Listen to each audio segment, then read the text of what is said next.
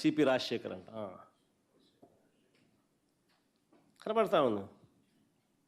ఆయనకు సిట్టే ముద్దు.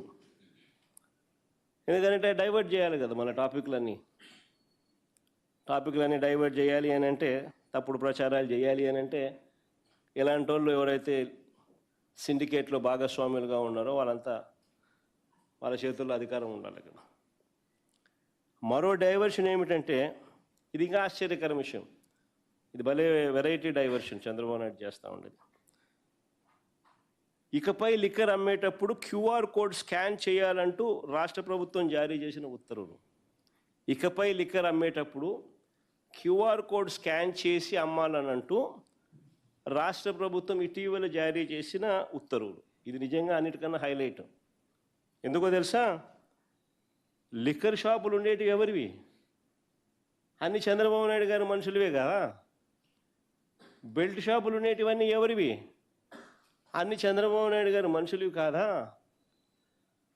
Illegal permit రూముల్లో లూజ్గా పెగ్గులు చొప్పున లిక్కర్ అమ్మేది ఎవరు? చంద్రబాబు నాయుడు గారికి సంబంధించిన కార్యకర్తలు, మనుషులు, నాయకులు, వాళ్ళ లిక్కర్ సిండికేట్ మాఫియా కాదా. మరి ఇలాంటి వాళ్ళకే చంద్రబాబు నాయుడు బాధ్యత ఇస్తూ ఉన్నాడు, క్యూఆర్ కోడ్ స్కాన్ చేయండి అని. అంటే దొంగకు తాళాలు ఇవ్వడం అంటే ఇది కాదా అని అడుగుతా ఉన్నా.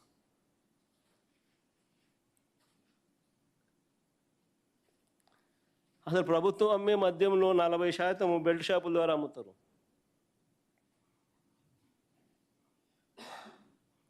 మరో 40% ఇల్లీగల్ పర్మిట్ రూమ్లలో అమ్ముతున్నారు.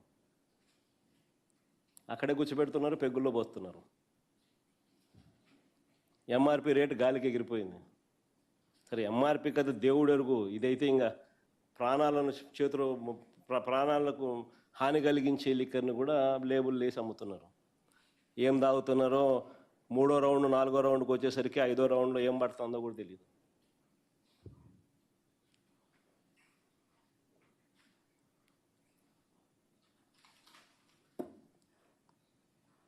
రెండో పెగ్గు 3వ పెగ్గుకు 1వ పెగ్గుకు తేడా కనిపిస్తుందేమో. 3వ పెగ్గు 4వ పెగ్గు వచ్చేసరికి తేడా కనపడదు అని నేను అనుకుంటున్నాను. ఎందుకంటే నేను తాగే అలవాటు లేదు కాబట్టి నేను అనుకుంటాను. అంటే అంత బరితెగింపు. అంటే ఎవరినైనా కూడా మనం 3వ రౌండ్ దాటితే ఎవడైనా కానీ ఏం గుర్తుపడతాడులే, పోవడమే కదా, పోసేయడమే కదా, పెగ్గులే కదా అని పెగ్గుల్లో పోసేయడమే కదా అని చెప్పి ఇల్లీగల్ పర్మిట్ రూమ్లో పెగ్గుల్లో పోస్తున్నారు. గ్రామాలలో బెల్ట్ షాపులలో యథేచ్ఛగా అమ్మేస్తున్నారు.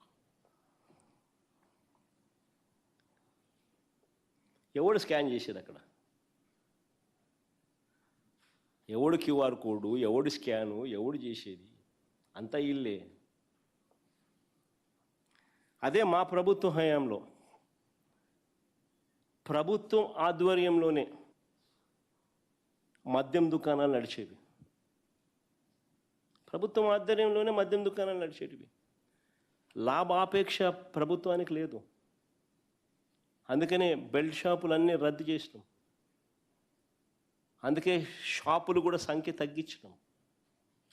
అందుకే టైమింగ్స్ పెట్టి మరి షాపులు నడిపాం. ఎప్పుడంటే ఎప్పుడు అవైలబుల్గా పెట్టలా. ఇల్లీగల్ పర్మిట్ రూములు లేవు, రద్దు చేసినాం.